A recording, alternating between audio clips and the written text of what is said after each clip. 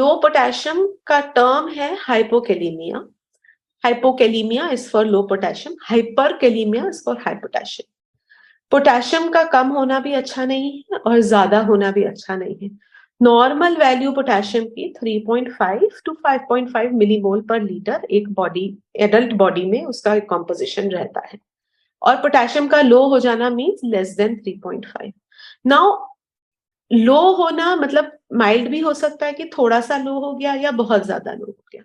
तो जब माइल्ड माने जब थोड़ा पोटेशियम लो होता है तो हमारी बॉडी का ऐसा मैकेनिज्म है कि हमारा जो यूरिन, जहां से यूरिन बनता है हमारे किडनीज में, वहां से बॉडी को सिग्नल मिल जाता है कि अरे ब्लड में पोटेशियम कम हो रहा है। तो जो यूरिन में पोटेशियम लीक आउट होता है, पोटेशियम लॉसेस जो डेली के चलते हैं, वो अपने आप उसको कंट्रोल कर लेता है और उसको रीअब्सॉर्ब करता है।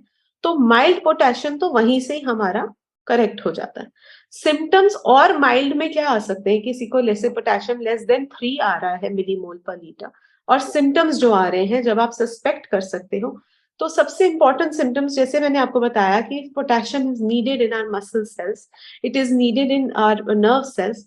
सबसे इंपॉर्टेंट और सबसे कॉमन आता है थकावट फील होना।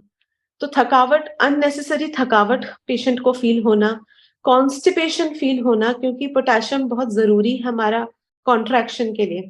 जब मसल कॉन्ट्रैक्ट करेगी तब कॉन्ट्रैक्ट करके ही हमारा जो फूड है आगे पास होता है। तो कॉन्स्टिपेशन एंड थकावट, जिसको हम फटीग कहते हैं, वो एक बहुत कॉमन माइल्ड सिम्टम्स है पोटेशियम के कम होने के। दूसरी चीजें हो सकती है कि बहुत पेशेंट को मतलब स्लगिश फील होना, कुछ भी करने का मन नहीं करना, टांगे थक जाना, मसल वीकनेस आ जाना। मतलब आप थोड़ा भी खड़े होके बैठ रहे हो तो आपको फील होता है कि मेरे थाइस की मसल्स मुझे बहुत दर्द कर रही है, थकावट फील हो रहा है। उसके बाद मसल वीकनेस होती है, वो एक सिम्टम और है जो आगे बढ़ जाता है। दूसरी चीज होती है कि बहुत ज्यादा प्यास लग जाना, बहुत प्यास लगना, पॉलीडिप्सिया कहते हैं उसको। और इन सीवियर केसेस क्या होता है कि मसल में क्रैम्प आ जाते हैं, जैसे मसल के मरोड़े जैसे फील होते हैं। अगर बहुत ज्यादा पोटेशियम कम हो गया तो मसल मरोड़े फील होते हैं। और एक सबसे इम्पोर्टेंट सिम्टम जो पोटेशियम की कमी से हो सकता है, और ये सिवियर फॉर्म में होता है जब पोटेशियम बहुत बहुत लो हो जाए, तो हमारा जो हार्ट की कॉन्ट्रैक्शन है उसमें प्रॉब्लम आने लग जाती है, और हार्ट की कॉन्ट्रैक्शन में थोड़े से चेंजेस आ जाते हैं, और उसको हम कहते हैं एरिथमिया। एरिथमिया मतलब कोई भी डिस्टर्बेंस हमारे हार्ट रेट में आ जाना, एरिथमिया हो जाना, जो कि जानलेवा भी हो सकता है। तो इन चीजों का हमें ध्यान रखना चाहिए। तो ऐसे सिम्टम्स हैं कि कॉन्स्टिपेशन और थकावट बहुत कॉमन चीजें हैं जिससे वो यहाँ तक ट्रैवल हो सकते हैं सिम्टम्स। सो पोटेशियम को चेक कराना बहुत जरूरी है। किसी को भी अगर लगता है कि ये सिम्टम्स आ रहे हैं तो he should always see what is the potassium. पहले हमें देखना जरूरी है कि कितना पोटेशियम कम है। अगर पोटेशियम बिटवीन 3 टू 3.5 है तो हम डाइटरी भी बोल सकते हैं। अगर पेशेंट को सिम्टम्स नहीं है, पेशेंट को सिम्टम्स आ रहे हैं और माइल्ड पोटेशियम हाइपोकैलीमिया है जैसे बिटवीन 3 टू 3.5, देन हम ओरल पोटेशियम की कुछ सप्लीमेंट्स आते हैं, कुछ सिरप फॉर्म में आते हैं, हम वो उनको एडवाइस कर सकते हैं दिन में 3 बार ही लेने के लिए, पानी में घोल के लेने होते हैं, वो ले सकते हैं। और अगर बहुत ही कम पोटेशियम है जैसे कि 2.5 से लो हो गया, 3 से लो हो गया, और पेशेंट को हार्ट के चेंजेस आ रहे हैं, ईसीजी में आपको चेंजेस दिख रहा है, आपको दिख रहा है कि मसल बहुत वीक है और ये सब प्रॉब्लम्स आ रही हैं, और लैब टेस्ट में आपको पोटेशियम बहुत लो है, तो आपको फिर इंजेक्टेबल पोटेशियम देना होता है। वो भी हर 8-8 घंटे में आप देते हैं या इन्फ्यूजन में चला देते हैं, बट 2-2 घंटे में आपको पोटेशियम चेक करना बहुत जरूरी है कि कहीं पोटेशियम बहुत हाई ना चले जाए। अगर आप डायट्री में आते हैं, जैसे हम पेशेंट को घर पे एडवाइस करें कि आपको, क्योंकि ऐसी कुछ मेडिसिन चल रही हैं तो आप में पोटेशियम कम हो सकता है और किसी को कभी हो भी जाए, तो डायट्री इंटेक में सबसे पहले तो बहुत जरूरी है ये जानना कि आपका एक एडिक्वेट इंटेक डेली का क्या होना चाहिए। अगर आप देखें तो मेल्स में ज्यादा रिक्वायरमेंट होती है कंपेयर टू फीमेल्स, और वो भी प्रेग्नेंट फीमेल्स में थोड़ी ज्यादा होती है compare to non pregnant females.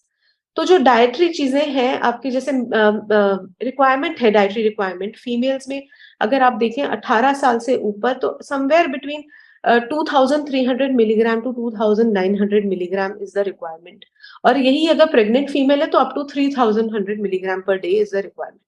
Mails में 3000 to 3600 milligram per day is the requirement of potassium. सबसे इंपॉर्टेंट डाइट में है आपके फ्रूट्स। बहुत सारे फ्रूट्स हैं जो पोटेशियम में बहुत रिच होते हैं, जैसे बनाना है आपका, बनाना बहुत रिच होता है, आपका पपाया रिच होता है।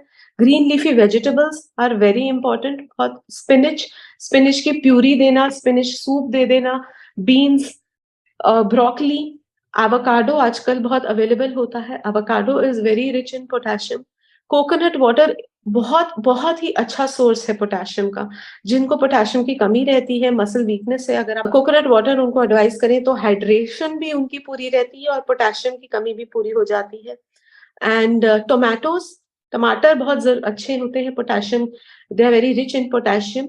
And nuts, dry fruits, nuts, any type of nuts are very very good in potassium. बहुत माइल्ड है, बहुत ज्यादा सिम्टम्स नहीं है और माइल्ड पोटेशियम लो है तो हम ओरली ही देते हैं कुछ टाइम के लिए, फॉर अबाउट 5 days और समथिंग। ओरल सोल्यूशंस आते हैं पोटेशियम के, हम वो पेशेंट को एडवाइस कर देते हैं और ऑब्वियसली उसके साथ हम चेक भी रखते हैं पोटेशियम कैसे बढ़ रहा है और ज्यादा ना बढ़ जाए। उसके बाद जब अगर पोटेशियम नियर नॉर्मल पे आ जाता है तो हम dietary fruits, green leafy vegetables हम एडवाइस करते हैं कि ये चीज वो जरूर ले। अगर पेशेंट को ज्यादा लॉस है पोटेशियम का, तब हम उनको पेशेंट को इंजेक्टेबल पोटेशियम देते हैं, जो कि एक कंटिन्यूस इन्फ्यूजन फॉर्म की तरह भी चल सकता है, यहाँ 6-6 घंटे के गैप में चल सकता है, एक वो इंजेक्शन फॉर्म में जाता है। और उसके साथ साथ हमें हॉस्पिटल में पेशेंट का साथ साथ पोटेशियम चेक भी करना होता है कि बहुत ज्यादा ना बढ़ जाए। तो ये एक बहुत ही मतलब स्ट्रिक्टली इस चीज को मॉनिटर करना पड़ता है। साथ के साथ आप ईसीजी भी चेक करते हो कि जो चेंजेस पहले आ रहे थे क्या वो अब चेंज हो गए। और जैसे मैंने आपको बताया कि मैग्नीशियम जो एक और एलिमेंट है हमारे ब्लड में, अगर उसकी कमी होती है तो साथ साथ पोटेशियम की कमी हो जाती है, इट इज को रिलेटेड। तो अगर मैग्नीशियम कम है तो हमें साथ साथ मैग्नीशियम भी रिप्लेस कर देना चाहिए। या और कोई ऐसे ड्रग्स चल रहे हैं पेशेंट को, जैसे इंसुलिन ज्यादा चल रहा है तो उसको हम डोज मॉडिफाई करें, या कोई बीटा एड्रेनर्जिक एगोनिस्ट मेडिसिन चल रहे हैं उसको हम मॉडिफाई करें, या पेशेंट को डायरिया है तो हम उसको कंट्रोल करें कि जो जहां से लॉसेस हो रहे हैं हम साथ साथ उसको भी कंट्रोल करें।